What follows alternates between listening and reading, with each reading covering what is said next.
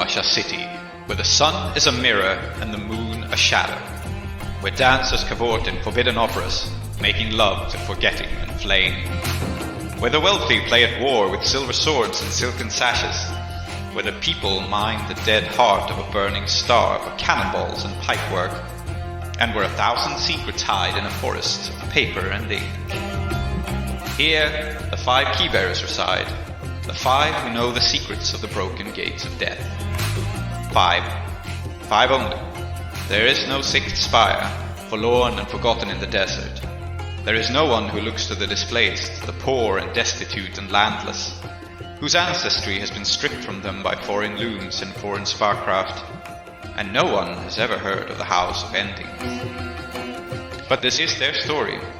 Their roots pulled up and burned, they stand in filth up to their necks, and that is precisely why they must keep their heads ever high.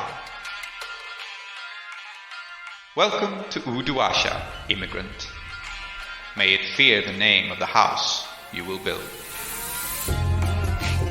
Welcome to Desperate Attune, an actual play podcast about characters with their identities in peril, played by an international cast devoted to fiction-first gaming, collaborative world-building, and complex character drama.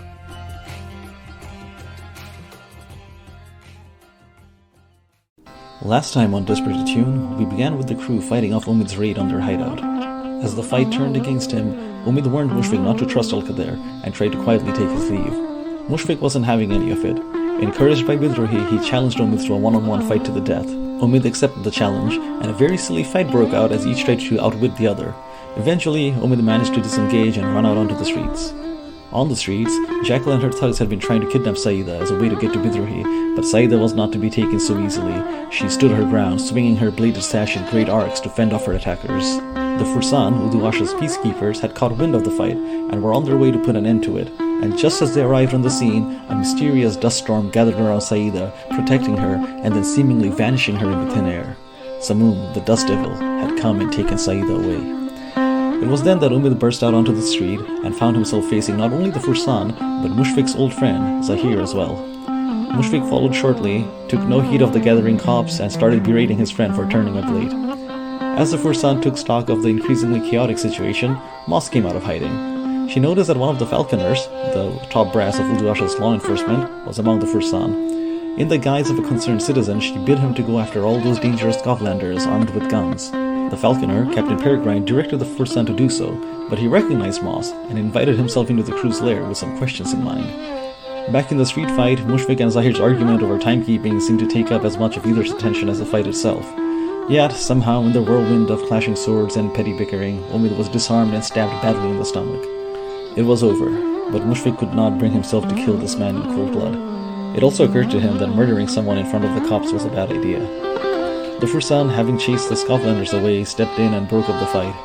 Before being taken away, Omid warned Mushfiq once again to never trust Alkader. Back in the lair, Captain Peregrine interrogated Moss, Bidrohi, and a very nervous Alkader, making some pointed remarks about a dead courier and some very important documents going missing. But Bidrohi waylaid his suspicions with a heroic display of prattling on and on at length. This made a big impression on Alkader, who was now indebted to Bidrohi for getting him off the hook. It also made an impression on Peregrine, who took a perhaps unwelcome interest in Bidrohi himself. Meanwhile, in the coast field, on a rooftop that seemed at once familiar and alien, Saida woke up and found herself facing Samoom. He told her that he had seen her dancing, and it had disappointed him. He could teach her to be more elegant. He could teach her the dance of the desert. He didn't say the or else part out loud, but it was pretty clear.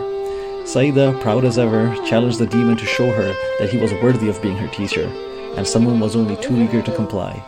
He returned her from the coast field, but when she came back she felt oddly heavy. Samoom had possessed her with the dance.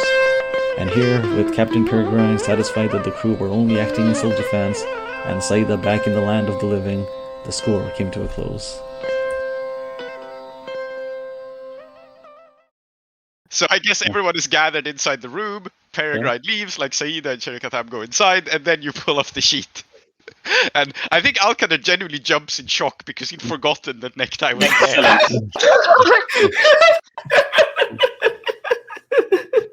What a goddamn moron. Yes. I'm gonna gingerly poke Necktie with my toe and go, is it still alive? And Necktie looks up as you poke him and goes, "Brother, you can ask me directly. If I were dead, I wouldn't answer you now, would I?" It depends on how good your manners are. Yes. Oh, I'm very well mannered. That's why they call me Necktie. I'm almost nicely dressed, except not right now, because we were undercover. He says with a little smile. In fact, is he nicely dressed? I'm going to look him up and down. At the moment, he is not so nicely dressed. Maybe because they were undercover, or maybe because he's just bullshitting you. Because his name is not Necktie because he wears nice neckties. His name is Necktie because he hangs people. So. Yes, of course. Bidrohi, please do not strip this man in front of everyone. Sorry, say that again. I said, please do not strip this man in front of everyone. Don't take his clothes in front of everyone. Yes. No, I wouldn't. I mean, just look at them. I think he's wearing your pretty typical, very utilitarian, practical clothes. So, like a broad belt, some nice loose pants, a slightly unbuttoned shirt. That's probably the only nice feature is his slightly unbuttoned shirt that shows off his very hairy chest. That's about it. I shake my head. I shake my head at it. I think as this is happening, Saida will walk in, unlit cigarette still in her hand, because not only is smoking bad for you, but also I don't think she found a matchbox. And she just looks at this site and says, "So you invited a falconer into the lair, and then you tied this man up." No, we tied him up, and then we invited the falconer to the lair. Okay. And I presume the falconer didn't know he was tied up? No, he was hidden behind this curtain that Sar and we picked up together. Okay. If anything, I think tying him up was kind of redundant, because if I recall, I smashed his knee. Yeah. So I'm gonna poke the knee, just to, Yeah, he has the expected reaction of pain. In fact, I think what you notice about Necktie is not only does he scream in pain as you poke his knee, he actually overdoes it, because he's learned that this is a smart thing when you're captured. It's better to look more hurt than you actually are. Okay. Yeah, I wonder how he found that out. Yeah. I wonder how he found that. I think I'm just going to say, Moss, didn't I tell you never to leave your enemies alive? Why is this one still alive? Impolite to kill him now, is in our home. It was a close call situation, I was holding my breath the whole time. Didn't seem like a very good idea to, say this word immediately. It might have made everybody angry and caused a stir that we didn't want. A stir somewhat oh, I don't know, 2 different gangs turning up at our lair, fighting with us. Mostly because they appear to hate some of us now, and I'm going to look at Bidrohi and say, don't think I didn't notice that the jackal was basically here to fuck with you. So really, it seems like both of you, Mushfiq and Bidrohi, either need to kill these people or have them fall in love with you so that you can kill them after you've had sex with them. You have to pick one. Oh, but Mushfiq dealt with his problem, right? Didn't you, Mushfiq? I thought it was a very elegant. I thought it was a very elegant solution, just like poison on your sword, right? Sorry, I missed that part. Moth is assuming you poisoned your sword and actually killed Omid, which you didn't do, but that's what she's assuming. Absolutely, Mushfiq. Good thinking. We should poison this dude. Did this dude too before we throw him in the river? Then whenever he dies, it won't be tied to us. Excellent. Do you have any more poison? No, I must have used it all up. I say, looking around, where's this coming from? Yeah. Okay, but we have a prisoner, and he can tell us lots of things about what the hell was going on. He can. Yeah, Necktie looks up at Mushfiq, and I think he says, your little brother makes a good point there. You want to get at Omid and the people who sponsored him? Hell, I'm just in it for the money, How likely is it that this is that Necktie is the person? Oh no, it was the Scovlander who was interested in the sash, right? Okay, yeah. Cool. Yeah, it was the Skovlanders that have taken an interest in the sash. Yeah, Necktie he's, is not tied to this. But let's not forget also that we have a guest, and we might deeply upset him if we just start murdering our prisoners, mightn't we? Yeah, I think Alkader looks nervous again, and he says, "Oh, friends, I'm not so easily offended. I'm not a squeamish man. Sometimes one has to do practical things with people who know too much," he says, and he glares very angrily at Necktie. And I'm gonna say that given the information that I got from Omid, or well, the feeling that I got from Omid, like I want to say, like actually, I think Mr. Alkader should sit in for this discussion. Oh, Alkader, I didn't even see you. Yeah, I'm wondering if he might be able to tell us more than a prisoner, right?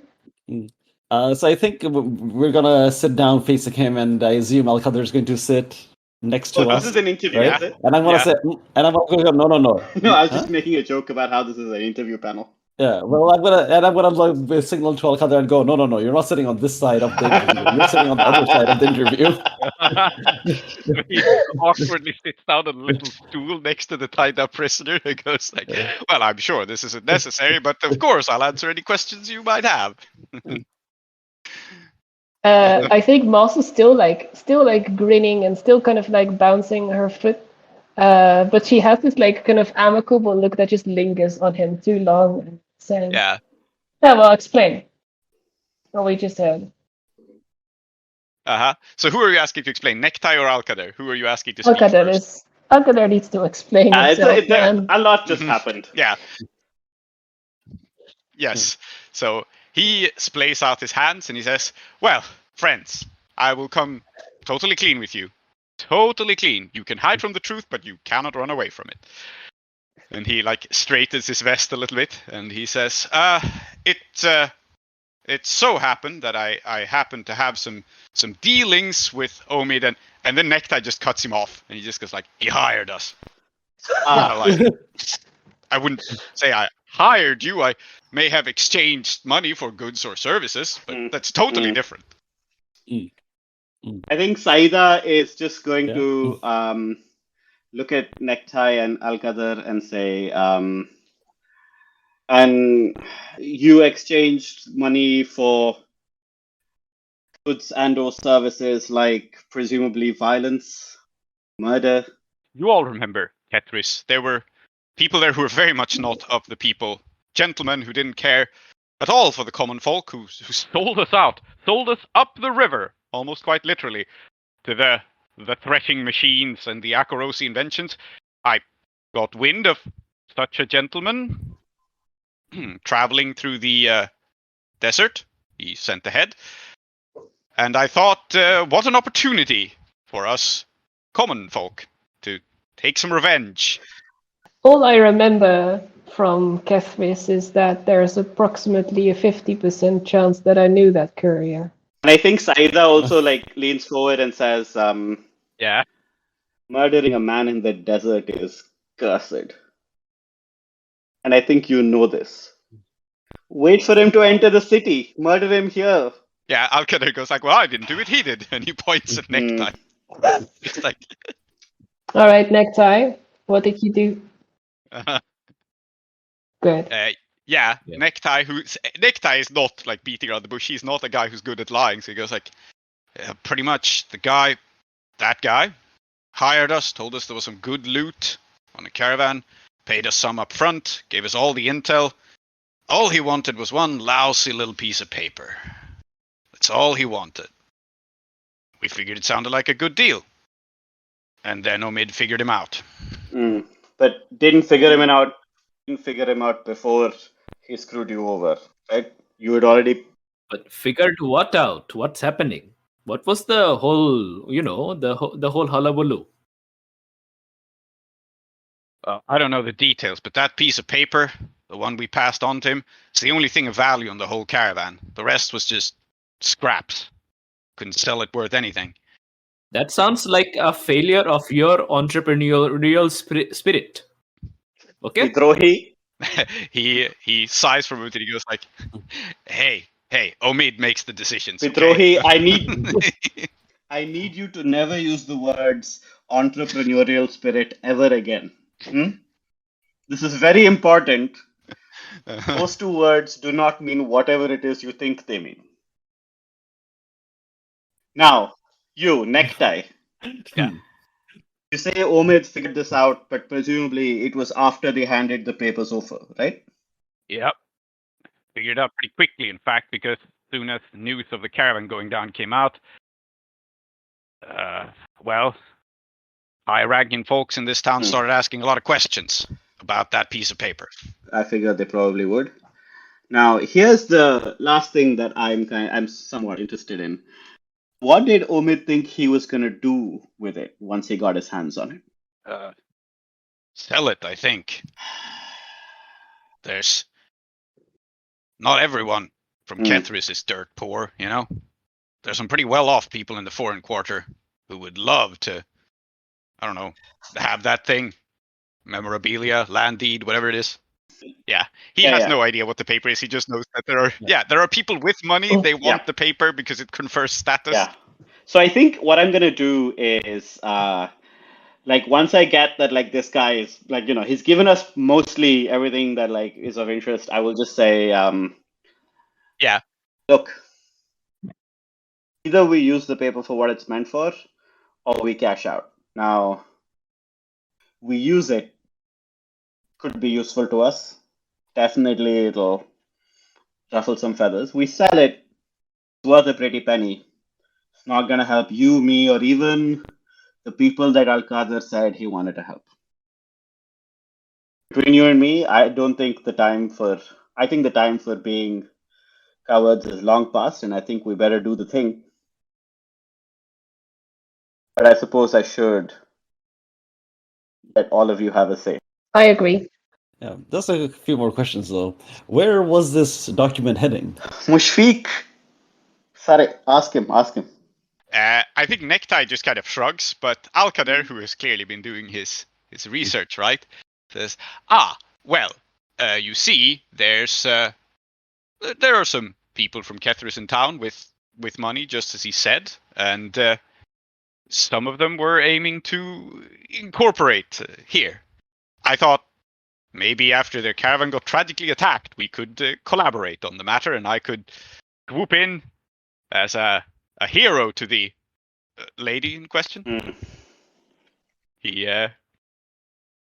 Okay. So, sir, you're saying that this is the same people whose caravan was being attacked and whose thing that you have, right? And then you were going to give it back to them. Yes. Very unsuspicious, sir. In so many words, he says, very proud of himself. Clearly, this is very unsuspicious. His plan is flawless. Sir, you should tell us who this lady is, and also, is she single? She is. That is the crux of the matter. You see? You see? Yes, of course. I knew that waistcoat you brought in was new and very special. I see it. Okay. Yeah, he smiles and winks at you. He goes like, "Yeah, you and me, we get each other." And sir, what is this lucky lady's name? Okay, so I think he will tell you the story. We'll zoom out a little bit, right? Yes. So her name is Priti Chandra Videha. She is, or maybe it's Videha. She is, of the gentleman Kethrisi people, but she has no actual proof on it because Kethris was all kinds of fucked up, right? So it's exactly as people say. She has money. She technically has the title, but she needed this document to be transferred from friends, relatives, contacts, whatever she had going on back in Kethris. And from what Alkader tells you, once she had this and has proven herself as having noble Kethrisi status in Udwasha, she was just basically going to use it to marry into one of the noble families here. It's one of those, I have proven that I'm important over there, but, having nothing else to your name, you can marry into a nice family because you've proven your pedigree, and then that's that. And from that point on, the paper's kind of worthless to her. But All right. As he's talking, I'd like to just kind of good cop a little bit and get them some water. Both him and Necktie. Yes. Yeah, I think Necktie appreciates it. And Alkader throughout this whole, he keeps being evasive because that's the kind of person he is, and Nekta is just Yeah. 100% playing along because he I wants think to survive. out so. of character, what would be very funny is if Bidrohi tries and courts this woman because it's bound to go badly. What do you mean? Indeed, that's exactly what I mean. That reaction is all I'm looking for. Yeah. But I think that in character, Saida is not super interested in giving the paper away. So Yeah. if there's a No, I way don't to think- kind of like use it to get the claim that you were talking about, the blue coat intimidation, and like kind of use it for ourselves, but also like fictionally leverage that use so that Bidrohi can do we the can thing. zoom this out. We can zoom this out to the payout stage, Yeah, right? yeah. So you basically have two options. If you sell the paper to Vidaha or to someone else on the black market, it's worth 10 coin because it's incredibly valuable to be able to prove that, you are a noble house. Yep. If you fill it out with your own names and register it into the bureaucracy of Uduasha, then basically you will no longer have the suspicious paper because it will be folded away somewhere in Kagasaranya. Yeah. But you will be recorded as being like, oh, it turns out these Ankatam people were actually noble. Yeah. Who knew? Yeah. And with that title will come a claim, Blue Coat Intimidation, because, once you're properly registered in Uduasha as a foreign noble house, that affords you certain privileges. Yeah. And the thing I think... I feel like Oh, go on. I feel like that is by far the most valuable option, right? Yeah. I think so too. Because like nobility confers so many bonuses, like socially, that it's like worth a lot. Yeah. And I think like mechanically, it's a claim, and it's also, it's a very minor noble title, to be clear. It just goes like you are someone who matters in a different city, but it does confer a lot of privileges besides just the claim, and it does make you formally the House of Endings. Yes. It's also just really cool. Yeah. Yes. And this is how I'm going to spin it to our friend Alkader and Katam and say, sir, okay, it's a very good idea. How about this? You bring us more into the plan. We take the paper and then we register it under our names. No, sir, I see that you're looking suspicious, but see, this way, we take all the heat and all the things onto ourselves, and you still get to be the man of the people, and no one says things like, oh, he just wants to be a gentleman and so on and all that. No. You get to stay very cool, very, very proletarian. Yes, I know this word. Very good. And we are the people. If anyone wants to come and make fuss, they come and make fuss at us, and we know what to do. And meanwhile, you and us, we can stay in partnership, and we can steer the course of the Ketrisi people properly. Okay? And I'm saying this as I'm steering him out the door. Yeah, he says like, I see you're a man of culture. Well, let me think a little bit about it. We will come to a conclusion. But either way, help me get the lady, will you? So he thinks he's going to get the lady? Bidrohi is the wrong person for him to be talking to about that. Yeah. Absolutely. Oh, no. Sir, the lady shall be very much gotten. Excellent, my friend. I knew I could trust you. Brother. Okay, Very wait. good. So maybe I didn't catch this part. His plan was to actually marry this person. Yeah. His plan was to turn up, be like, "Hey, Sup, I got your favor. Please pay me." And also, I have this paper. Like his plan, to be clear, was he would turn up with the paper and then go like, "Hey, Sup, I'll get this to you. I have this paper because I am also a noble, you see, and I'm just." Giving you this as a favor. Please marry me.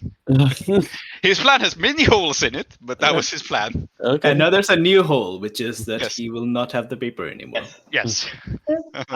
That's all right. I think like the only the thing that Saida's probably thinking is, having railed against nobility and how terrible they are all this time, am I really gonna, just use the system in this way? But I think she's gonna ultimately decide that it's better than not doing it, and she will feel better knowing that this is how expensive it is. So it's worth 10 coin. So if I'm using it, then you know what, must really be that valuable.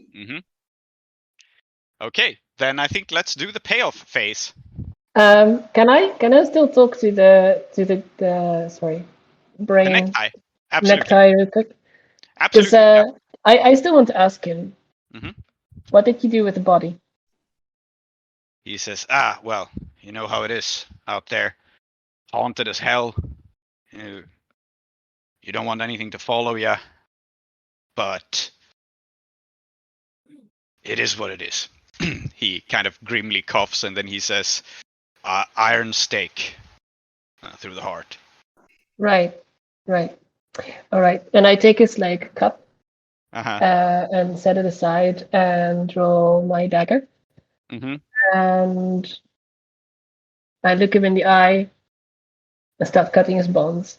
Oh. And I say, you get that back to me. And once you have brought the body to us, I will give you the antidote to the poison I just gave you. Ooh. And I haven't given him poison, but you know. Yeah. So the thing here is, he will believe you. I think you have him at your mercy. I don't think there's an action roll here. It's not interesting. The thing here for him is mostly getting back a corpse from the desert in this setting is a problem and a half, because ghosts. I know. Shit, like, he's taking precautions, but Yeah. Well, that's his problem. okay, we'll see. Yes. We will see if he survives this endeavor. We have outsourced the problem. Yeah. You and I both know that there are ways. Yeah, that there are ways. Yes. Well, Yes. yes. Sorry, I spoke over you. I needed to make the joke. Please continue. It's all right. No. I also spoke of you in return. Well, I apologize. you and Necktie both know the ways, and I guess you don't need to say more than that, because he knows the ways too. Like, he is a hardened... He attacked a guy in the desert. You don't do that unless you know what you're doing. Yeah, So, and I think there is a big cultural taboo against it as well, right? Because yeah. of all of the things that can get you out in the desert, other people really shouldn't be one of them. And I think I imagine that like one way to police that would be to literally have guards everywhere, but another way would be to like for everyone to know that is really not done, right? Like it's like Yeah. It is really not done. Yeah. And so what what we have learned here is that Omid and his gang are incredibly cynical people. Yeah. Like, maybe they have reasons No, for sure, it, but they are not people who respect traditions or taboos or like obeying the nobility. Omid is a guy who has lost faith in any higher principles, that makes sense. right? And there's a reason for that. We saw that in like the moment of humanity, but he is a cynic at heart. All right. Can we do payoff? You have released Necktie, and we will see how he does. Right. And in fact, I think, I'll get to it, Emma. We will see if maybe he becomes your contact. It hinges on whether he survives this or not. We shall see. Yeah. But starting with payoff, you gain rep and coin, possibly. I don't think there's any coin in this, but you do get the claim. So I'm marking blue coat intimidation -2 heat per score, which I suppose applies now because why not?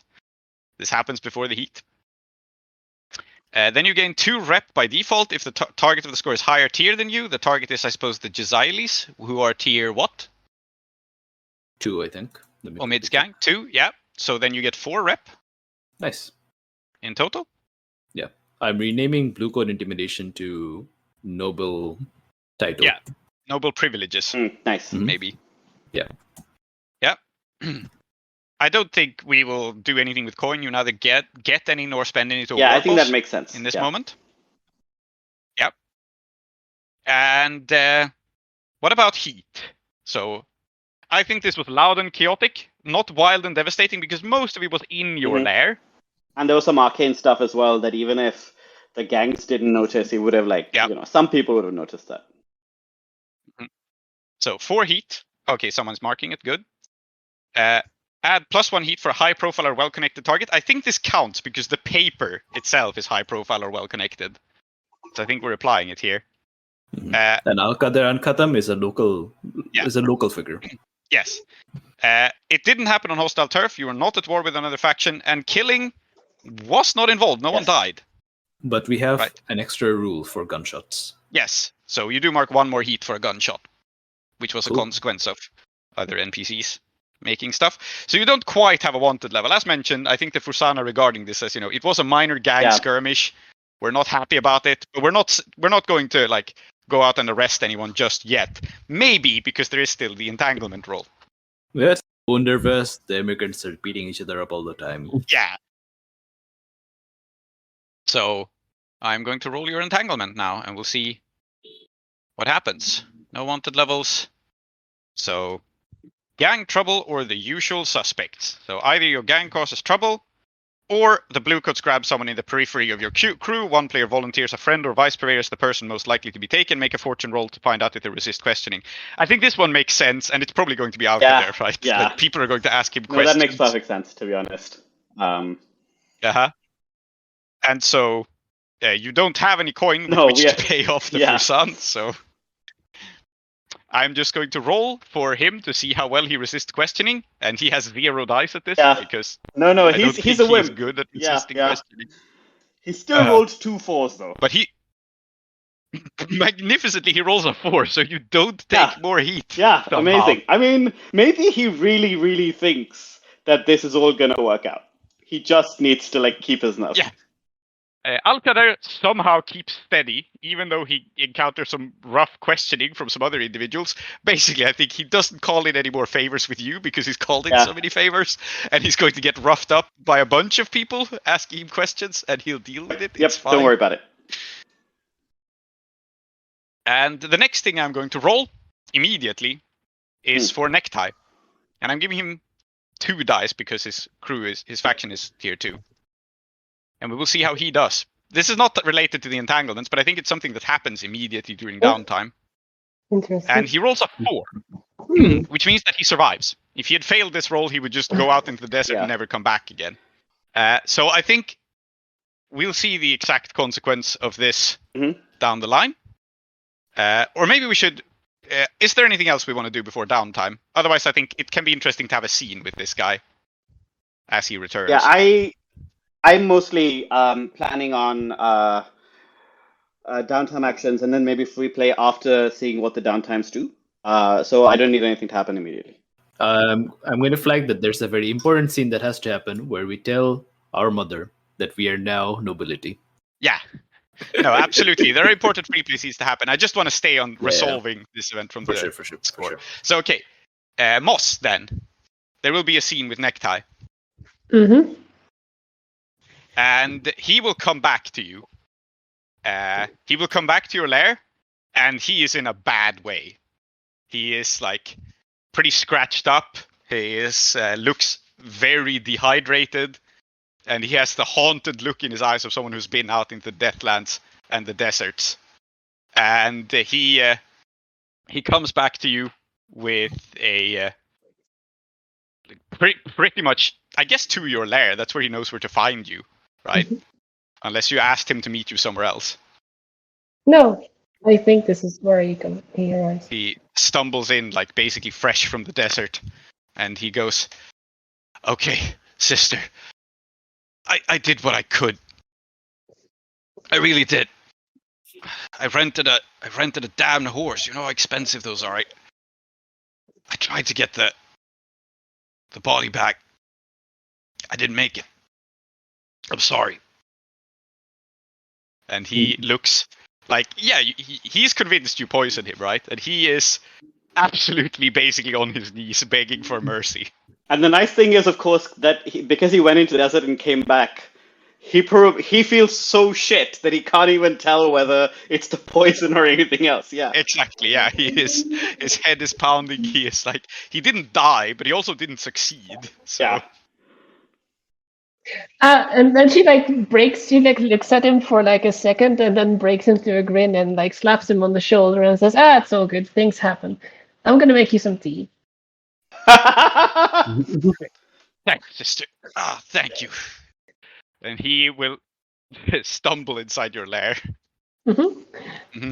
So make him some tea, and I'll put some spices in that and make it seem as if it's doing something. Yeah. I'll bring him in a little clay bowl. Here, this should erase all your troubles. I mean that in a good way. Thank you. Well, you know the desert. Damn. I don't deserve it. I know. I've done some real nasty things, sister. And then he just drinks down like this spiced tea, like really quickly to help his ailments. And yeah, you can add him as a contact now, I think. Nice. I think this is just a consequence of letting him go and doing all this. So Necktie, a strangler. He's not a very pleasant man, but he likes you now. Can I confess something to you, Necktie? Sure thing. Yeah. I may have found a way to do burials properly in this city. That's why I was so pointed at finding the body. Properly, like Kethris style. Yeah, there's a tree here. Well, not here, obviously, but in the area, it's not a very healthy tree, but that means that they can grow here. And it means that we can, when our people die, they don't just have to be sucked into a fire or wander like desert forever. Yeah, I think you break through to him in an interesting way here. I think same as Omid, he is Ketrisy, but also a cynic, not one who's cared terribly much about this. But in this moment, after all he's been through, he's kind of moved, and he just, that's a damn miracle, is what that is. That's a damn for real miracle. I think it's going to need some work to qualify as a miracle, but it's definitely the potential of one. And I tell you this because I know that you are in the business of making corpses. So if you kill someone that might need that sort of burial, you can come to me. I will remember that. Well, sorry I couldn't bury your friend. Some things are unavoidable. I would have wished better for them, though. Yeah, well, it's a dirty damn business. Yeah. Looks like you're almost at death's door. You might want to go do something about that, eh? Otherwise, I'm going to have to put you under a tree. Yeah, no, I need to get the sand off of me, he says, with a slight note of panic in his voice, because the sand in the desert around Uduasha, people say there are things in it, and they are not necessarily wrong. No, there's at least one desert demon out there that, eats people. Yes. There's also at least one desert demon that is really clingy and sticks to you forever. Yeah, so. Apparently. Yeah. And also sand lice, probably. Yes, and God, also sand that's lice. The worst. Why would you say that? Oh. Yes. Necktie will stagger outside. He will not strangle anyone in this moment. He will stagger outside. Strangle outside. It's been too long. 3 months I've been outside. Need to get my fix. Yes. So I think what you learn from Necktie going to do this is that at least they didn't kill the courier very far from Uduasha, which is smart, right? You don't want to go too deep, too crazy for it. Yeah. So he could come back pretty quickly, having made his attempt. But anyway, during that probably the time it takes you to get this document stamped in Kagasaranya anyway. So, which is the bureaucracy district of the city. Yes. It means the paper forest, I think. Correct. Just for the listeners, yep. Anyway, yes. I suppose that is that. That's our first score, and we Excellent. have still... How long do we have to continue? Hourish? Yeah, I think about an hour. So we could do some downtime. Okay. Yeah, let's do some downtime, and then we have the free way of talking to Mom. Yeah. And yeah. Yeah. Yes. I've got some ideas for what I want to do, but it doesn't have to be first. So if anyone else would like to do something else, I imagine some other people may be needing to relieve stress, but I don't, because I traumaed up. I also traumaed up. Trauma gang. Yeah. Oh yeah, I think I'm going to relieve stress, but that's a whole thing. And I think it's better that somebody else. I want to. start a long-term project. Okay, sure. We can start with Bidrohi then. And I want to involve Saida in this scene. Mhm. Cool. And it's going to be us, I think, like probably a few days after the score. You're always there in the lair, right? You're like the most regular person. Yeah, there. I mean, I turn up in the morning and I leave in the evening because I believe that, like, you got to be professional about this. I mostly hang out, read a book, and do my sword drills. But, you know. Okay. I think this day you come in and you find that I'm already there. Wow, what a surprise. And I'm like, yeah. And I have a broom. And I'm trying to sweep things aside. And then I see you. And I kind of like give you a big smile and say, "Oh, hello, auntie. Just the person I was hoping to see." Good morning, Bidrohi. Is there some reason you are trying to clean? I am trying to clean because, you see, it's occurred to me. I mean, maybe you didn't know, but you know the rising moon, when we were more than just a converted blacksmith with a moldy sofa and like, cushions here and there and like us if all cramped into this small space. Before that, we used to have a little bit more. We used to have like a nice little training space, actually, like very proper, like old Kethris style. We had like the sunken floor. We had a little votive idol in the corner. It was very proper. And we don't have that anymore. And how can we be a sword school in the Kethris style if we don't have that? So some local pride finally showing up. I'll be honest, I had mostly lost hope, but this is a good development. I am thinking, auntie, that what we need is a little bit more space. Because, okay, we can move the sofa aside and like fill in the secret room for, that we have like for this and that purpose. We can move the vault away a little bit. But to be honest, what we'll be left with is a space that's like barely big enough to move for two people to have a sword fight in, much less a big class, right? In fact, I'm forced to agree with you. Yes, you are absolutely right. Okay. Very good, auntie. I am very glad that we are in agreement and that we are having a good discussion. And I think what we should be doing is, okay, I'm cleaning up the place now because it seems at least might as well start here. Start small. But the house next door, okay, you know what they do there? I will be honest with you. I have no idea. In the house next door, they have in the house next door, they have a little drug den. Oh. It's not one of those drug dens where you go in and then you buy the drugs and then you go in the back and so on. It's just a place where the druggies show up and they do drugs. It's a sort of place that people who do drugs, they need.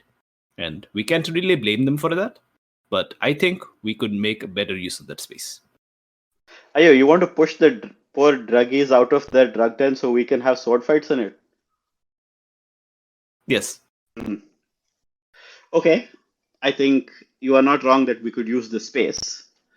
But tell me, how much do you know about the traditional Kethrisi school? Only what my father taught me. Well, I'm sorry to tell you that your father, and let me be brutally honest, he was a good swordsman, but he was not what you might say particularly interested in tradition.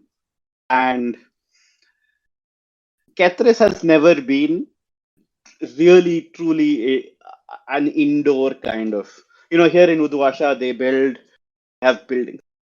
Kethrisi style is very, tends to prefer wide open spaces. And the kind of drug den that you are talking about, I suspect, will not be great. So really what we would have to do is kick them out and then demolish the place. Okay.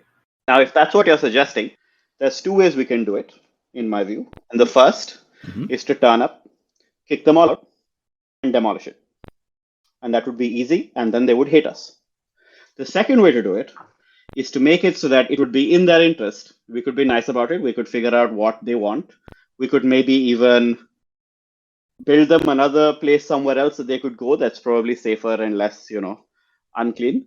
And if we did that, some of them might even join us.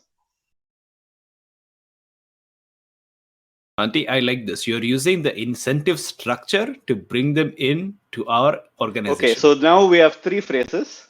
It is entrepreneurial spirit, it is proletariat, and now it is incentive structure.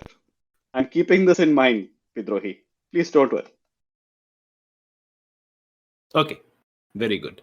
So, using remunerative systems, 4 phrases. we shall bring them in. Okay, so we're going to go talk to the druggies and kind of get them indeed, to yes. fuck off. Yeah, indeed. And I think that, I imagine because Kethris is A, on the shore, and B, so much more kind of like in a forested area that it's not as dense and cramped. It's not even the forest there is not as like dense and cramped. So and A and B, I also think you like as a visual, it would be nice to have like a big open space for us to like fight in. So that's my like out of character reason. For sure. So what is this project you were working on? I want it to be playbook training. Yeah, so a place to train your martial techniques. Yes. Yeah, fair enough. And it's a layer upgrade, so essentially it would have to be... I guess we're kind of expanding the layer a little bit as well with this, but I think that makes sense. Yeah, so probably a 10 clock then for a layer upgrade. Like Yeah, it's a fairly sense. long project. Is it fair? That's fine for me. Yep. Call it 10 steps. Okay. So... And step 1 is to negotiate with the nearby just see what druggies. they want. You know, like Do we... I don't want to kick them out if there's something that we can do just to make their lives easier, and then they'll leave. And maybe there's like one right-side so then young one who's secretly a savant. You know, you never know. How about we do it as a concert, and then we can see what the result is? Yeah, exactly. Let's start with a consort. You go and hang out with them, see what you can do to get access to this. Then I think I'll assist you. No, none of the... I'm fine. I've had all the Black Lotus I want for the day. Yes. More Black Lotus for you. And I think like Saida again, tempted not by Black Lotus, by tobacco. I think that's her real like. She used to do it a very long time ago, and now that she's back in the city, it is once more available. And she's like, it's not good for me, but man. Yeah. Yeah. Let's see this roll and see what sort of people these druggies are like. Nice. Oh, it's a 6. Very reasonable druggies. Yes, very it's reasonable druggies. I think one of them may have a grandmother exactly like me. Yeah, so I think Bidrohi talks to them, and one of the leaders of the little gang, right? He's like, oh man, you got an elder with like wisdom of the eastern cities. That's so radical, man. Because you were from the eastern cities. Yeah. So. Yes. Man, share with us the knowledge of your ancestor trees, mother. I'm gonna look at Bidrohi. Yes, auntie. Tell us all about the Kethris and all the ancient traditions and all of those things. And I sit alongside them, looking at her. I'm just gonna look. I'm gonna look at the sky and then pray to my mothers who have been dead for a long time to give me strength. And I'm gonna start with something like a long time ago in a land far away. There was an evil empire that was trying to take over a small planet or something, whatever. I just basically said the first 5 sentences of Star Wars. Yeah. It's probably not going to be Star Wars, but you know what I mean, right? Like some very well-known cultural tale that I'll humor these people, I guess. But I think, it's a good start. It's 3 ticks. And I guess that's the scene, unless I think I will, but not right now. But I've got some other stuff. Okay. let's stay on Bidrohi because I find it less confusing as everyone does their 2 downtime actions in order. Then we can pay rep possibly to do more ones. So what's Bidrohi's second thing? Yeah. In fact, since Said is still here, I think after we have had this conversation, as we're heading out, I'll say, Auntie, I couldn't help but notice that you have been moving your feet around a lot. You noticed that, did you? Of course. And I must say, I like that little movement you're making with your ankle all the time. It's really quite something that you can do that complex movement and still move normally and still have rational discourses and tell ancient ancestral traditions. Most people would feel very silly trying to do anything. I don't think that I'm young enough to be silly anymore. Is there some reason that you're pointing at my feet now? Because it tires me. I mean, I'm sorry. It is very noticeable, is one thing. And the second, yes, there is a particular reason, which is, can you show me that move? I want to, so out of character, I want to that's great. do a training action prowess. And I want you to show me your dance moves. So Samoom is not allowed to teach Saida. But Exactly. I think the problem here is that Saida hates that you've asked this because you have now validated Samoom. So terrible for me. No, thank you. And B, I have just been saying, you know what? These people should be allowed to make their own decisions. So you know what? Fine. Fuck this. But I think what I will do, in fact, is this restlessness that is kind of coming over me, I will subsume myself in it, in a way, so that it is not even me that's doing the teaching anymore. It is only Samoom, because I don't once this stops, I don't want to remember any of it, because I'm not learning this. Fuck you. Yeah, great. Fair enough. So it's a training action. Yeah. And an hour later, covered in sweat, Bidrohi is like, okay, that's okay, Andy, that's enough. And you're still going. Yeah. It's not.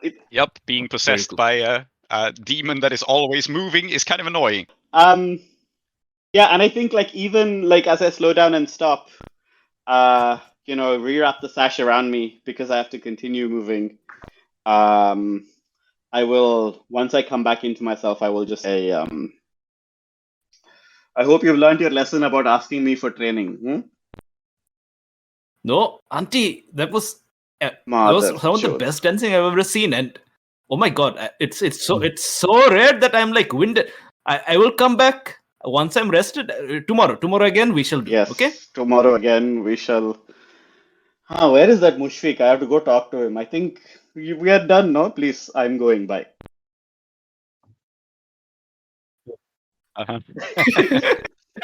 Yeah, I guess that transitions into either Mushfiq or Saida's next downtime. Maybe Saida's next downtime. Yeah, so good. I think that do I find you at the boarding house? Yeah, I would say that I would probably also be maybe trying to get rid of some of the stress, but we can do that together or. Oh, in that case, why don't you do your stress relief first, and then I'll come find you? No, because we could. I mean, the stress relief thing could happen like this because my stress relief is food, so you might also find me. Yeah, so it probably happens at the same time. So you're at Sundari Tandoori. Yes. Which is a restaurant. What are you eating? I want to know. Tell me a little exactly bit about this restaurant, this Sundari Tandoori. I guess the vibe is not super fancy food, but very rustic, good food. Yeah, I had this idea that maybe Mushfiq has been the food that he'd had back in Ketris, fighting the militia, was so just bare bones that food with any flavor is heavenly. Yeah. So he's just having he's just having a naan or a porota, and he's just dipping it into this kind of coriander mint sauce, and that's it. There's nothing else. But he's and make a really loud noise while all the other patrons are getting away from him a bit, So it's not that your vice is necessarily food; it's like flavors, so spices and things. Yep. Yeah. Well, yeah. Uh-huh. Yep. So coriander mint sauce. This is where we find Mushfiq. Yeah. And I guess we can tie the actions together. Why not? So let's. You can indulge your vice, and we'll see if anything dramatic happens here, right? If you overindulge, then maybe it does. If not, then maybe you just have a nice meal and there's nothing more to it. So I don't think I can really overindulge. Wait, let me. you can. Wait. You have 5 stress. So if you roll a 6, you will. okay. So go ahead and indulge vice, and we'll see like if this is a dramatic scene Saida walks in on, or if you're just enjoying your coriander mint sauce. Let us indulge. Whee. Oh, well, how about that? Yeah, it's a 5. It's exactly right. So this is the best possible indulge vice roll. So I guess, it's a perfect meal. The sauce is just right, and the bread is freshly baked and just wonderful. So you're just having a great time. And maybe the other patrons are eyeing you a bit strangely, I think. But I think it's one of those, like, people who don't know you think you're some kind of food critic writing for the newspaper, right? Just like slowly savoring. And taking in every aspect of the bread. They're like, oh man. Yeah, and I guess this is where Saida finds you. Yeah, so I think I will turn up and then I'll wave at like someone who's like kind of like idly sitting, and I will say, one chai. Yeah. And I'll just sit down. Yeah. And I think this is the sort of place where like the food is good, but the service is no one cares. So, someone will throw down some chai in front of you in a moment. Yeah, exactly. Yeah. But there's no real conversation. It's just like, yeah. Yeah, no. Yep. Which is perfect, right? And I will look at Mushfiq and say, so it seems Bidrohi is very enthusiastic about our little sword school. I thought I might speak to you about some related matter if you're not doing anything else. And Mushfiq says, yeah. It's okay. You can just eat. It's okay. Please don't. If you die, it'll be bad for everybody. He swallows his food, takes a big gulp of water to wash it down, and goes, what plans? Sure, what plans? Like, Well, I mean, knowing Bidrohi, I mean, if he's trying to, him being serious about the third school is probably gonna, gonna have a girls only section where he's the only teacher, that kind of thing? If he tries that, let me tell you, I will train all the girls to beat him. So do not worry about that. Haha, I'm into that. No, he. Yes, but I will learn what you're into and train them to do exactly. I'm not actually in there. Yeah, exactly. And I think Saida says, well, I think let me tell you, if you don't mind me wandering down memory lane, many years ago, maybe even as many as, 30 or 40 years ago, I was in Udwasha and I trained for some, let us say, 2 years at the Falling Star School, the school that, everybody talks about it. Everybody thinks it's so amazing. Everybody can't shut up about it. And well, I came to Udwasha because I had, quite frankly, seen everything there was to see in Kethris. Then I tried to see everything there was to see in Udwasha, and I failed miserably.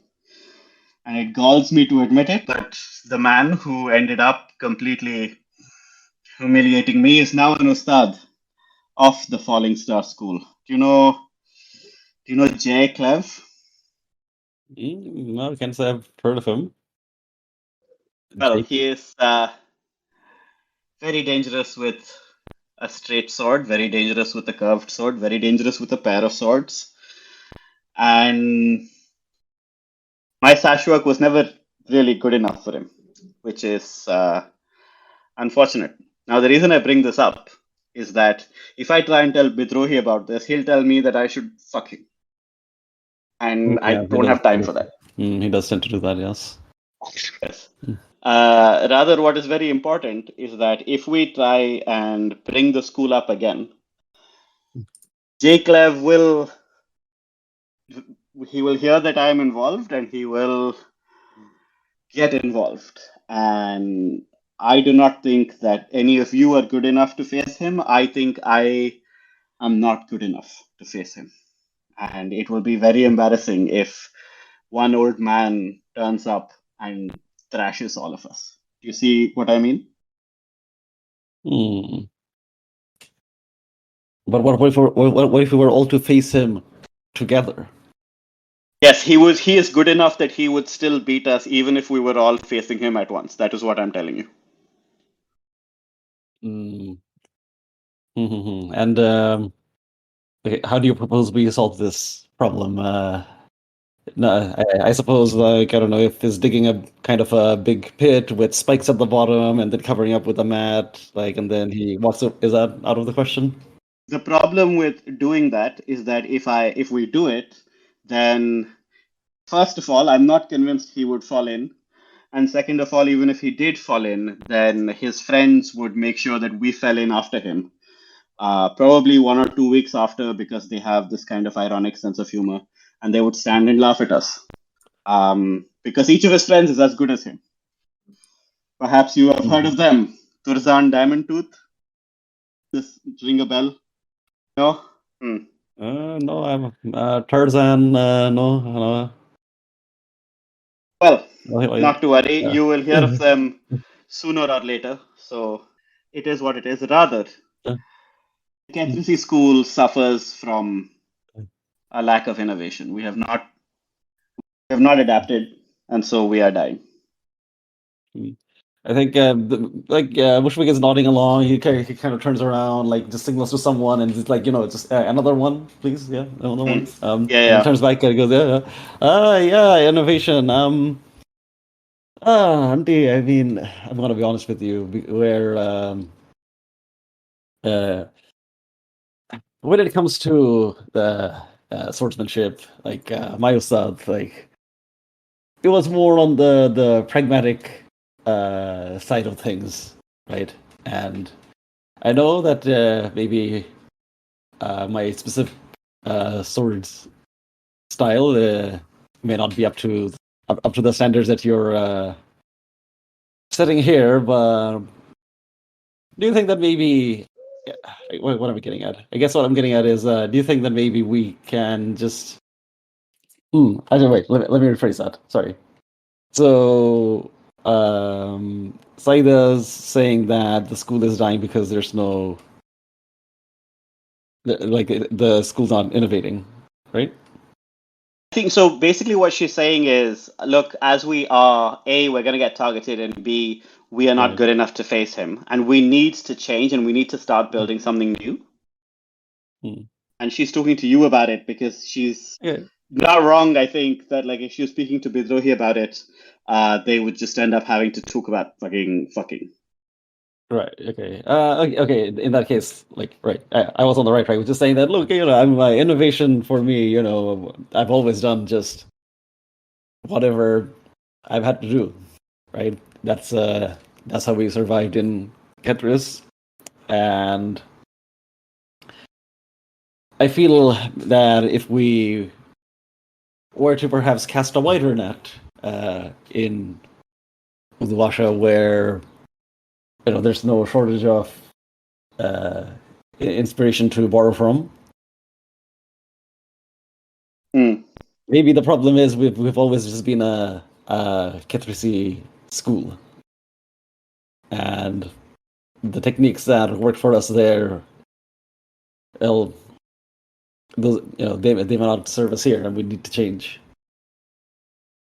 So I think what I'm getting at is, we need to open up our school to the other cultures that exist in Udvasha and have a more holistic style.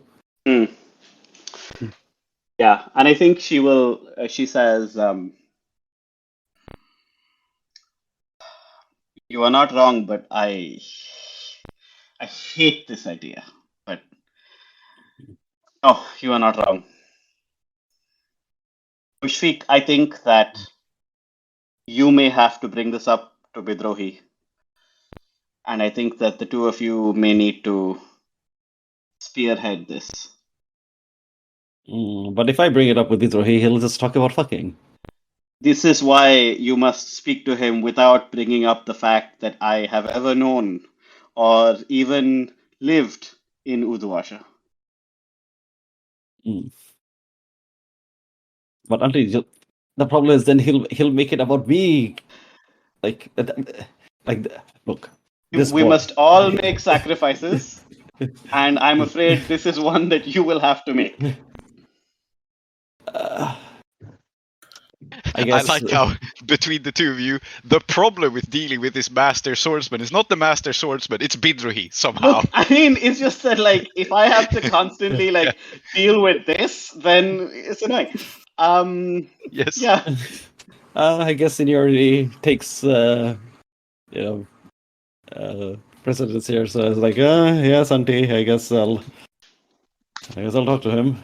Oh God. Good. If you need any help, of course, I'm happy to give it to you. And by the way, if you do need to, you shouldn't do this, but if you do need to, I have it on good authority that both Ustad Ankia and Ustad Turzan are, how you say, incredibly fucking hot. And perhaps Bidrohi will be enticed by this fact. Perhaps he will not. Once more, I think you must sacrifice yourself in the name of the school and tell him this. So what downtime action actually is going on here, just to clarify? Originally I was going to take him with me to the school, but then we just had this conversation. So, I don't know what it... I mean, I'd still say that it is... So I basically want to... It's kind of parallel to the project that Bidrohi's doing, which is about, like, making the school's physical stuff better. Like, I want to basically make the reputation... I want to work on the reputation, right? And I want to foresee threats and, like, take care of them.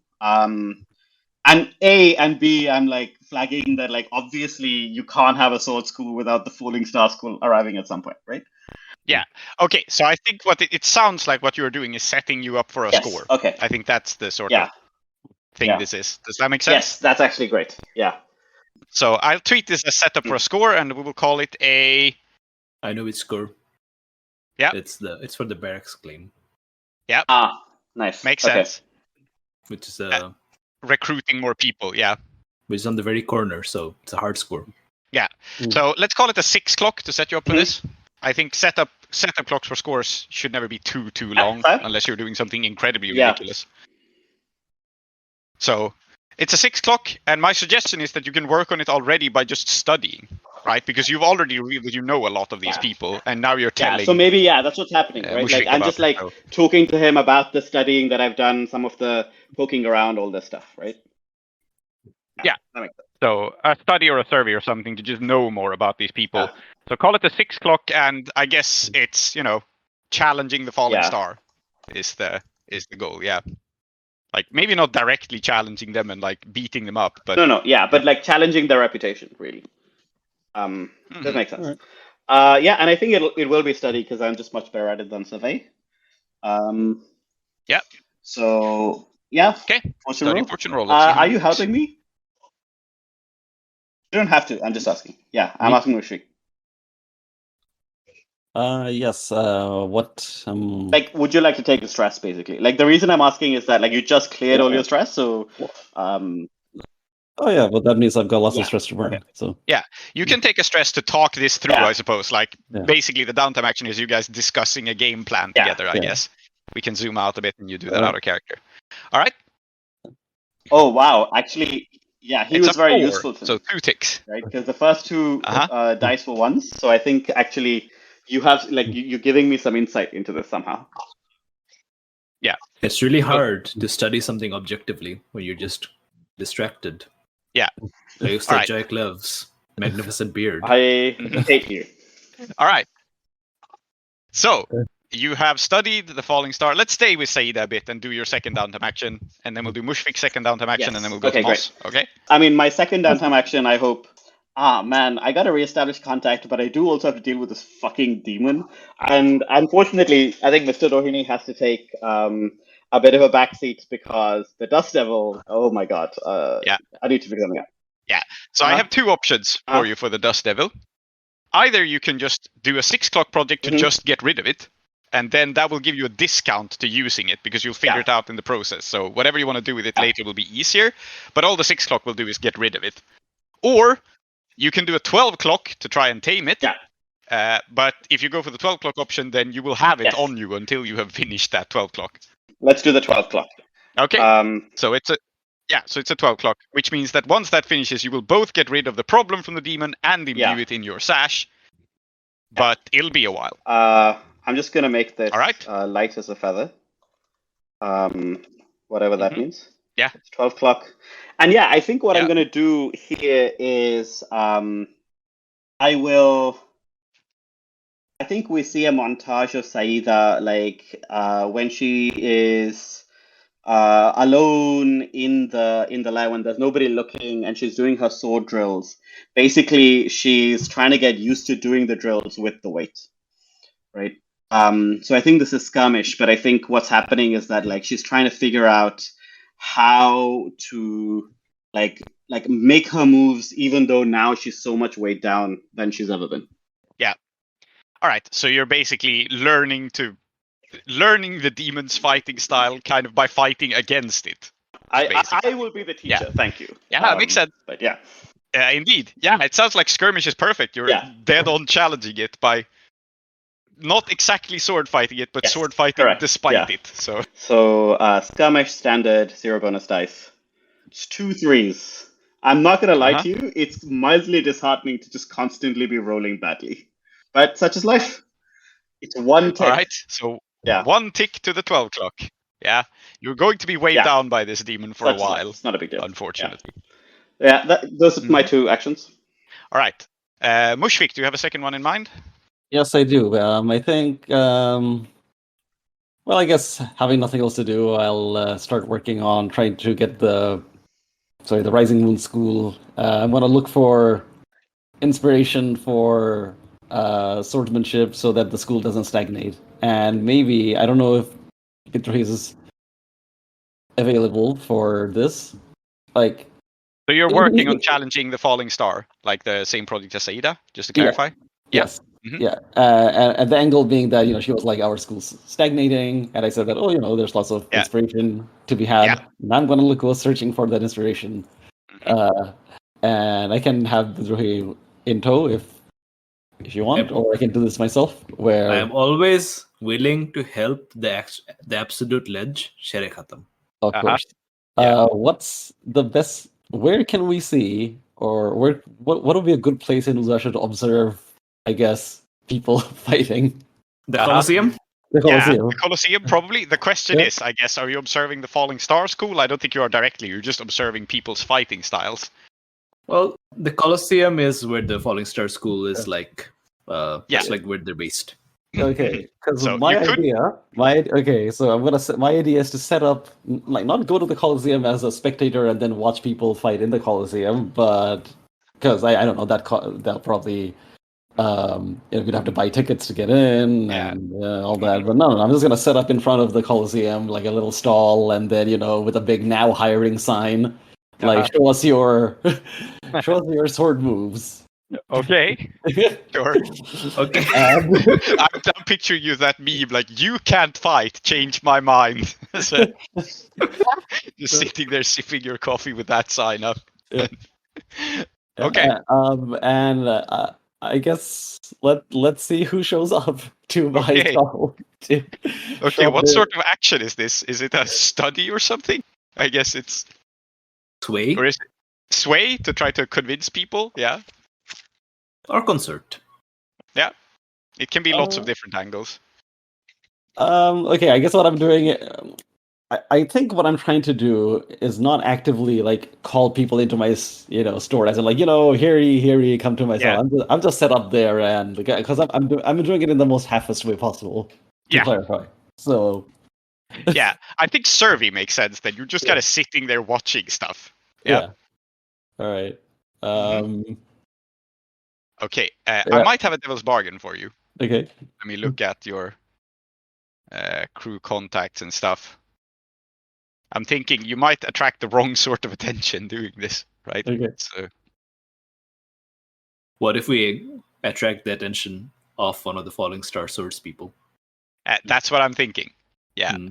Actually, we had a scene like the only time we've seen the Colosseum in season 1 was when Faris Juleka challenged Turzan Diamondtooth to a duel outside the Colosseum, and he just beat the shit out of her. So apparently, Turzan Diamondtooth just goes around waiting for challengers outside the Colosseum and beating the shit out of them. That's something we have established about him. Okay, so here's your devil's bargain, actually. If you're willing to take it, you don't have to take it. But I think Diamondtooth will show off his skills to you, so that's why you get the extra dice. He'll be like very cool and very impressed. And Faris Juleka will see it, and she will be very disappointed with you. So like one of your crew contacts will be like, fuck, not them too. And she'll be upset with you until this is remedied. She'll be upset.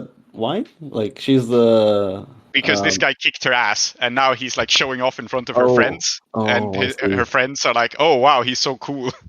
Okay. Yeah, I want to take that. Because it's a good opportunity to like get a look at the competition as well, right? Okay. Yeah. I will put down on the crew sheet. Regain Juleka's trust. All right. Bidrohi, you're here. Are you assisting in any way? Can you? Because, So I'm observing. Just take an assist from me, and I'm observing. You're your 2 cents. I'm observing Ustad Diamondtooth's. I guess what he's doing is he's juggling some swords in front of us. What do we know about Diamondtooth? Actually, is he a big guy? Is he like a fast guy? What sort of fighter is he? Just to establish what's going on in this scene. Shri described him last season as built like a brick. That is what I did. He's an absolute showboat, if I remember correctly. Yeah. Yes. So a big man and an absolute showboat. Okay. Yeah. Cool. So So here his tags from when we wrote him down were, "Holy shit, he's hot, absolute idiot, very bad poet." Yeah. Okay. Cool. So now I'm picturing, but the weapon he's showing off with is like one of those like huge Chinese sabers, like a Dao Dao. That's what he's twirling around. With one hand, just effortlessly. And it goes like, talent scouts. I guess is what he assumes. He's not very smart. Well, I'm already settled in, but let me show the youngsters how it's done. Sherekatam, this is a real privilege for us. This is the Ustad Diamondtooth. Turzan Diamondtooth. Yeah. Oh, yeah. I've heard about this. All right. Then you must have heard when I beat the crap out of that Faris Juleka. And sir, how would you say you beat the crap out of her? What advantages did you think that you had that over her that allowed you to get the upper hand here? Oh, that's easy.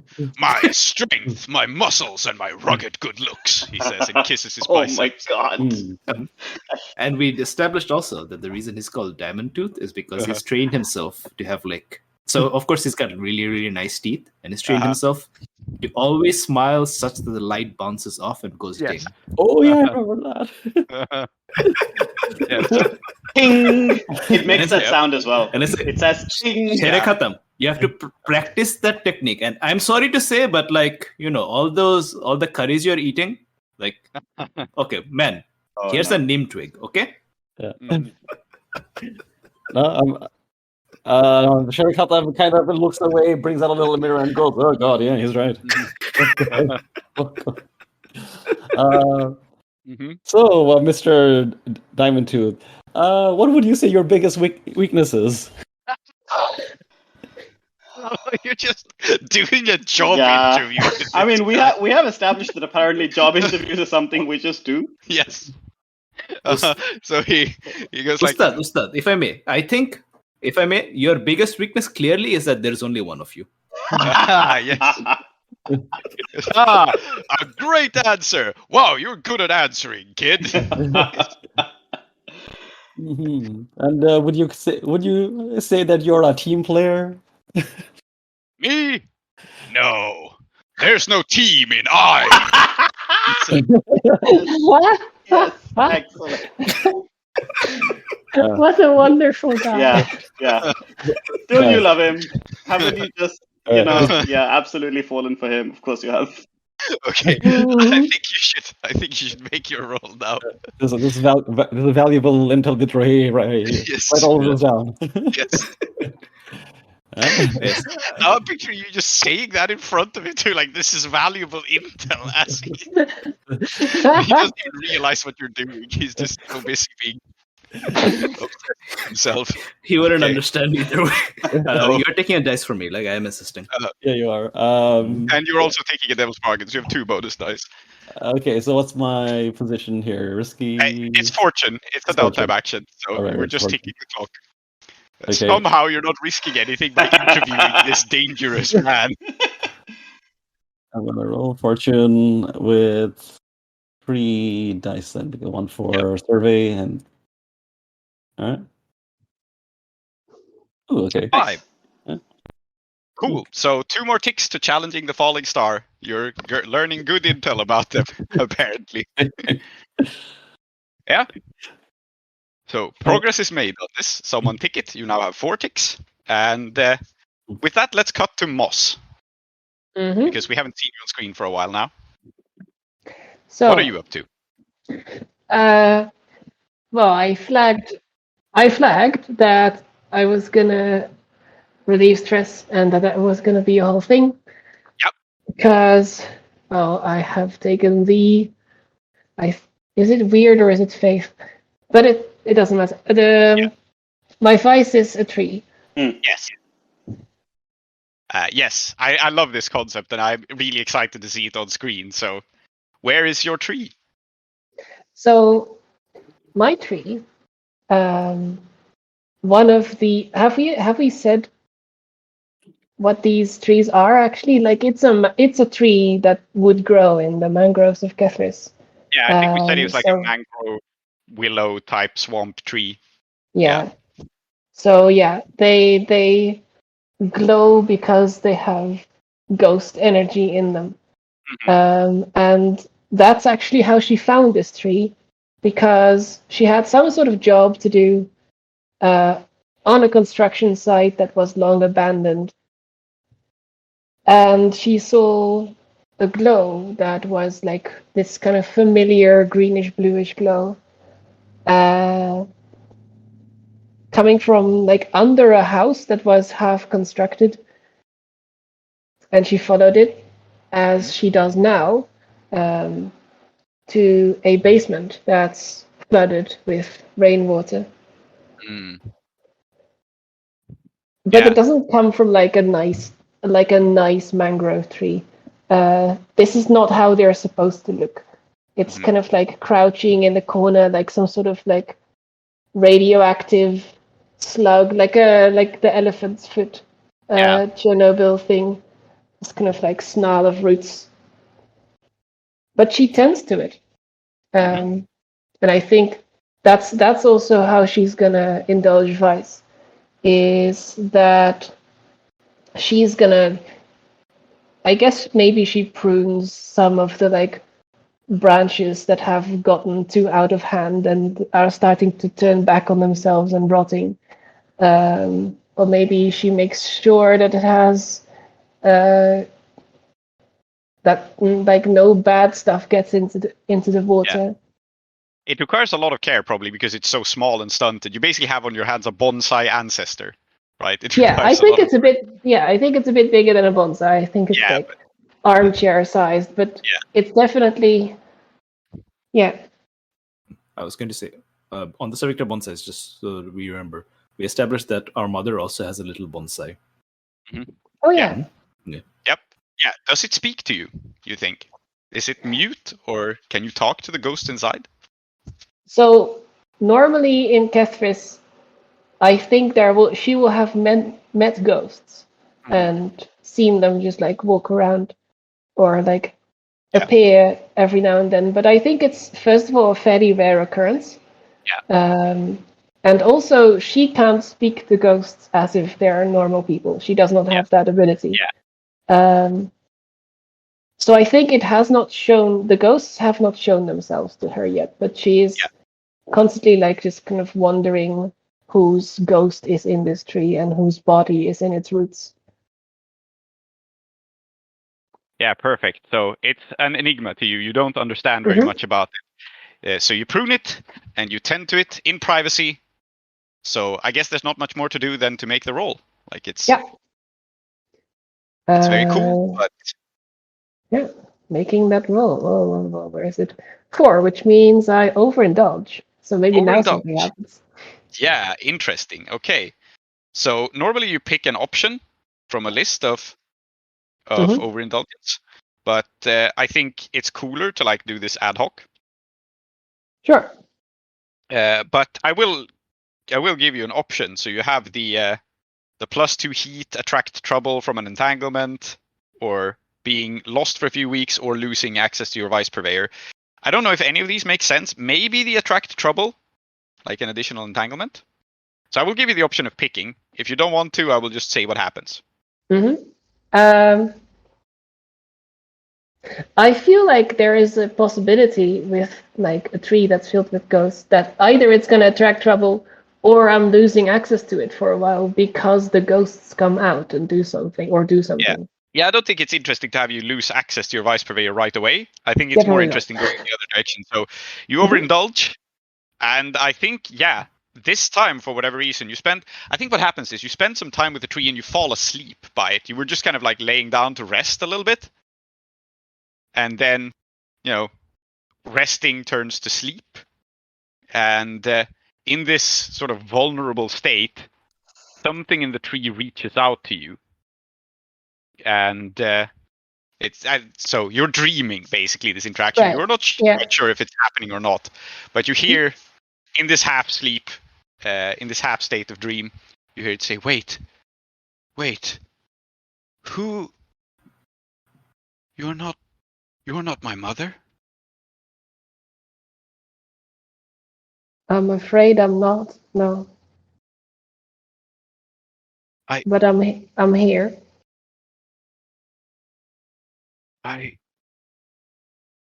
She was supposed to be here with me. She used to sing to me. I'm cold.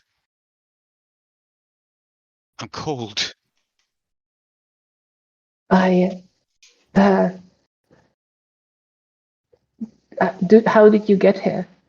Do you need help finding her? I think I died. I think I died here in the dark. Why am I still here? Because... And I think she doesn't know what to say. She's also very distraught because, ghosts scary. I think she, in this dream, there is this kind of like thump of panic that kind of hangs in the background. There's a tree that's keeping you. What? That's preserving you. What? They talked about this in the old country. I've never been. I'm from Uduasha. Where's my mother? She would know this. My mother's supposed to know this. She would tell me. And what you're learning in this moment is that this poor ancestor tree is Kethrisy, but not someone who knows Kethris. You have found a wayward seed. Right. Interesting. And also this poor person. Yep. All right. Does this dream go on, or does she wake up from it at some point? I think this is basically where you wake up from it, Yeah. and you have learned this slightly unsettling thing that your tree is alone. And so, I don't think you're precisely cut off. I don't think there's any other consequence to this other than learning part of the story of the tree. And you will have to Yes, work excellent. to uncover more of it. Wonderful. And if you don't, there may be trouble down the line, right? Let's write that down. The tree is lonely. Cool, got it. Yeah. My other downtime action, she's gonna leave eventually, even though it kind of pains her in this moment, I think. She's going to find Bidrohi. And now we have all sought each other out. It's in like a circle. Finding Bidrohi, okay? Sorry, Bidrohi. Yeah. Where could he be found? And that's the question. May I drop a bombshell? Yes. I think I am in the guest house, and I am crouched over the little bonsai tree that we have. So, to describe it, it's some mud from the old country, and there's a little bonsai, and it's been grafted with some bark from an ancestor tree, and I'm tending to it. And that's not the bombshell. We've established that we have this. But what I'd like to reveal is that I am tending to it, and I'm showing our little sister how to do it. What? You have a little sister? Why not? Uh-huh. Love it. Okay. How old is she? Exactly how little are we talking? I think quite little. 8, maybe. Okay, yeah. I just like the idea of there being another one. Another sibling. Yeah. Would you like to name her? I don't really have a name in my head at this point. Tree's good at this. Is Tree's here? Yeah, no, I'm here. Do you have a gender in mind? If not, I will make one up. Sister. Oh, so sister. female. Yeah, cool. How about... Unfortunately, so many of the names that are popping through my head are people I know in real life, which is fine, because they're never going to listen to this. Uzra. I was going to wonder if she's named in the tradition of Moonlit and Moss, or if she's named more in the tradition of Bidrohi. Ah, interesting. I think that, like, this is your full sibling, right? Bidrohi? Yeah, so I think in that case, yeah, she's named in this tradition and not that one. Yeah. So her name is Uzra, okay? Interesting. So I am... Yeah, I think Uzra is a curious, intelligent child, but also probably quite like stay at home, quite like, I mean, she's just 8, of course, but like she's not like, highly precocious, like running around all over the place. She's like calm and steady. So I'm teaching her how to properly clip the bonsai. And I don't think I noticed you come in, Moss, because you're good at that, right? Yeah, true. I guess I'm like just kind of... I'm not purposely sneaking up, but I tend to scare people when I start talking out of the blue. And I think she'll say, and it's very important to make sure it's not lonely. What? Yeah, Uzra says, and she looks up and... Not... Is that true? She says, looking to Bidrohi. Of course it's true. And it's not only... We're taking care of it, and you're here, and you're taking care of it. You will always take good care of this tree, because Mother brought it back from the old country, and she loves it very much. I am establishing a thing about Uzra, which is that she's savvy enough to know that both of you have your own viewpoints on things, so whenever one of you tells her something, she will always ask the other older sibling if it's true. Yeah, and my take on it is that I have no particular relationship to this tree beyond that. It's something that's important to my mother. Yeah. And that's why it's important to us. Yeah. She nods and will say like, okay, I understand. Can I try now? Yes, of course. And I hand her the clippers. And I think we will see that she has a very steady hand and she will do exactly as instructed. But it will take a very long time because she's very, very careful. So as she should there be. is this like long moment where you guys can talk while she is slowly and carefully measuring her cut. Yeah. I'll sit next to you guys on the ground. Yeah. So curious. I assume. So of course, like you knew I was born. Like that was a big part of why you had to go away the first time. Were you aware of Fuzra before you showed up to Dosha? No, absolutely not. Yeah. How did that go? How did that feel? I think she has told herself that it doesn't matter. Partially because she thinks it shouldn't matter. And that she has no right to care about it. But obviously she does. And she feels like, well, this family has well and truly moved on without her. Yeah. But that's why we of course like made space for you to sit between us. Yes, that's very sweet. Yeah. Yeah. Have you? But she'll ask, like, have you told mother yet? I was thinking about how to say it. Because, well, it's quite a lot to suddenly spring on her. That's one thing. And the other thing is,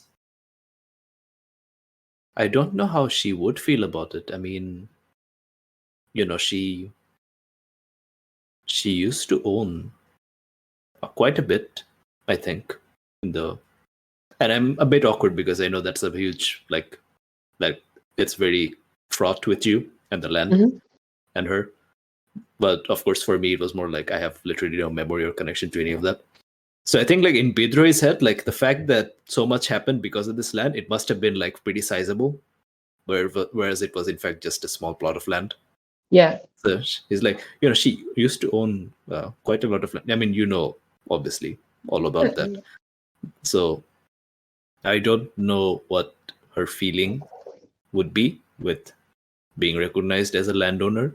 Especially the other thing is we weren't like, gentlemen family. No, far from it. Yeah.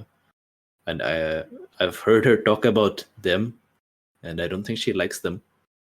So now we are officially sort of gentlemen, kind of. I don't know.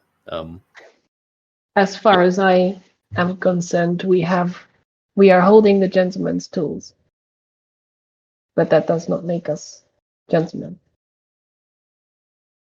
I know. And there's so much more that comes with that, of course. Like, it's not just enough to have a piece of paper. You also have to have, I don't know, force and wealth and guns and all those kinds of things to stake your claim.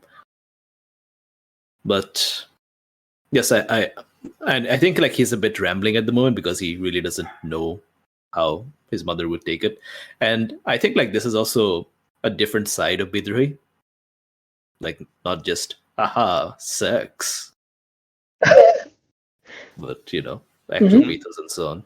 So yeah. I think when he's not just putting on the show, he's a little bit unclear what he should be doing. So I think he's looking at you for guidance. I think it will be helpful if we put it to her that way. That we're not planning to become like them, right? I'm not. I don't think we could become like them. No. But we have something that makes people treat us a little bit different, and that can be useful. That can be good, in fact, for all of us. Mm-hmm. I think Bidrohi is like looking at the bonsai. And then he turns to you and says, do you think she ever wants to go back to that land? And he asks you as though you know anything about what she is like these days, whereas he should know better. Yeah. But like you have also seen that land and he doesn't remember it. So there's a bit of like, I know something, but you don't, something I don't. Neither of us really knows. She shrugs and says, I don't think she can. It's not the same land. Hmm. We go back to the same spot and make it look like it used to. But that's going to be the work of generations. Hmm. And Bidrohi is just looking at the plant. And I don't know if you can tell just by the way he's looking at it or from his line of thinking, but like now we have paper that says we are entitled to land. Maybe something can be done with that. Mm-hmm. Maybe. But yeah, for now I think like he's ready to go talk to our mother. Like that's what you're angling for, of course, right? I was here. Well, that's not really a downtime action, as far Okay. as I'm concerned. I was Okay. here for something else, but I imagine we can do that like afterwards in the free play. Yeah. Okay. So move on to the downtime action. I think this is still like a Yes. very cool discussion to have, but Yeah. I think I was gonna lead into it. Mhm. If you want to interject a thought, please do. Oh no, I was just thinking since Uzra has the shears, the little shears for the bonsai, whether we should just leave her with the shears or kind of like I think supervise she's done by now. You've been Okay. talking for a while, so she is Okay. like. I think at this point she interrupts you basically. She goes like, "Look, I made the cut," and she has done an absolutely flawless job. It just took her forever to do it because she was so hesitant. Mhm. Oh, wonderful! And I encourage her to actually show Moss. Yeah, and she will show you, and then she will tell mother about it and all that. But let us go on with what Moss was actually here for, and then probably you can't talk to Moonlit right now because she is Yes. busy with stuff. Yeah. I know, in Exactly. fact, what she is busy with. We will end the session on that, I think. But Okay. let's do Moss's downtime action first. So But now that we have that tool, I don't know how to use it yet, and I think you know better than I. I don't know how to talk to people. I know how to talk to people. I don't know how to talk to people in Uduashya very well yet. And you know a lot of things about the cut of someone's jacket and what that says about them, right? And Bidrohi kind of leans forward and taps the side of his nose and says, "The important thing, sister, is to make them think you know better than them about the jacket." You're right, of course. That's almost always the answer. What I'm trying to do here is just like sway training, but I think it's represented by talking to Bidrohi about what it's like, how these like power structures in Uduashya work, and how people interact, and trying to get a better idea of that.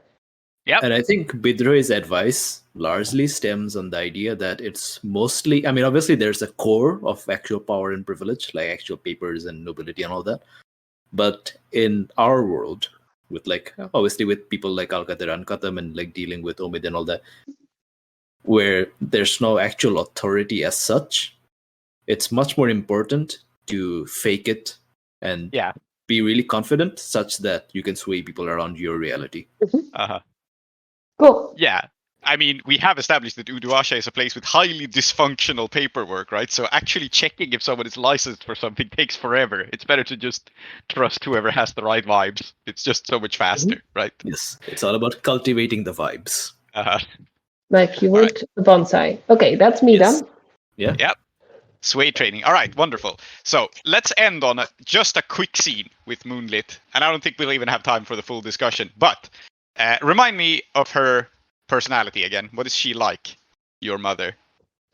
World wise and piercing and devout. That's the tags. And muscular. And muscular. Yes. She's a large woman. Yeah, very well.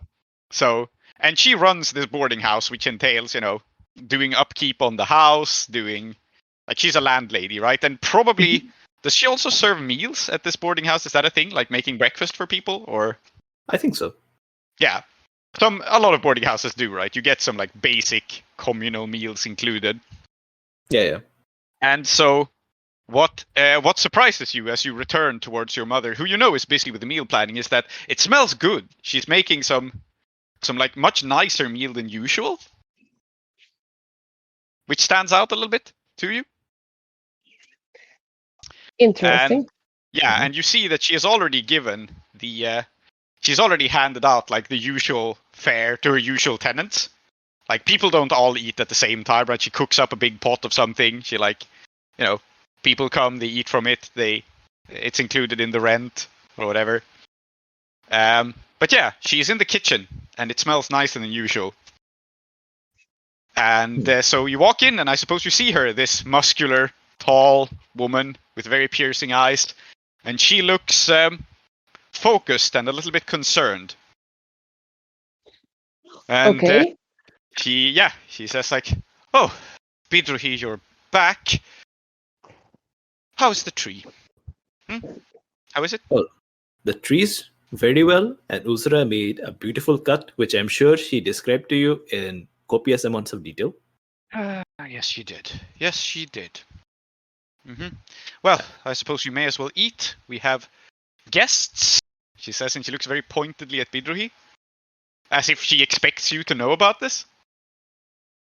Of course, the guests are coming, and I was just... and we also have sister visiting as well, and I gestured towards Moss, who I don't know if my mother is intentionally ignoring her or my mother has just not noticed her.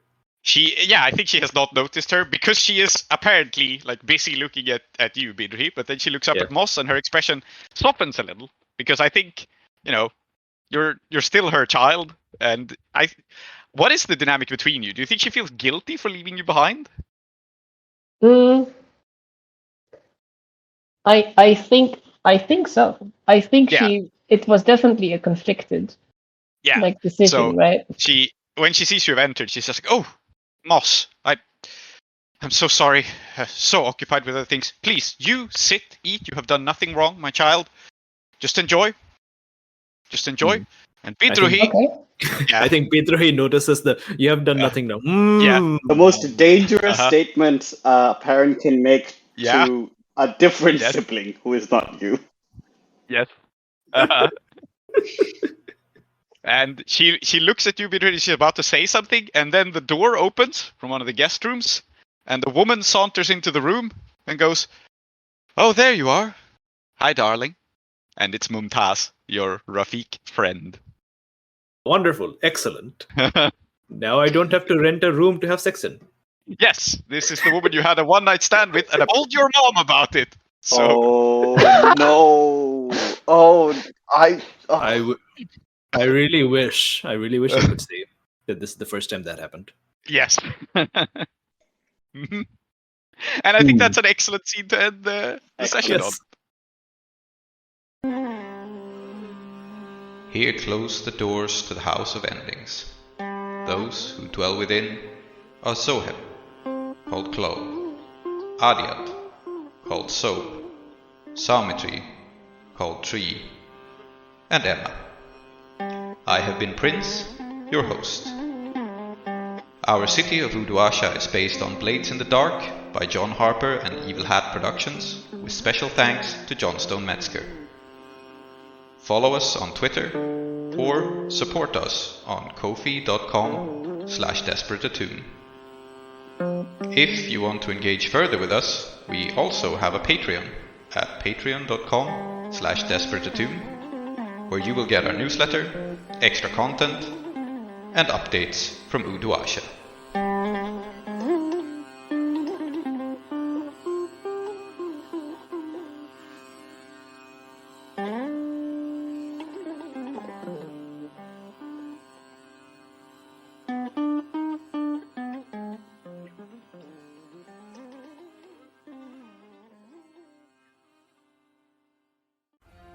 On the next episode of Desperate Attune. Speaking of Bidrohi and his manners. Okay, baby cakes, it was very nice to see you. Now, please, we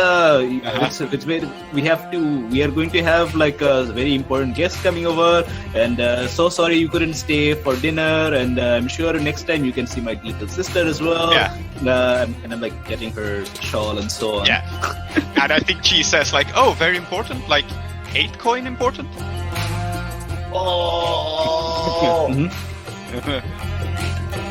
Please tell me what you know and please tell me now.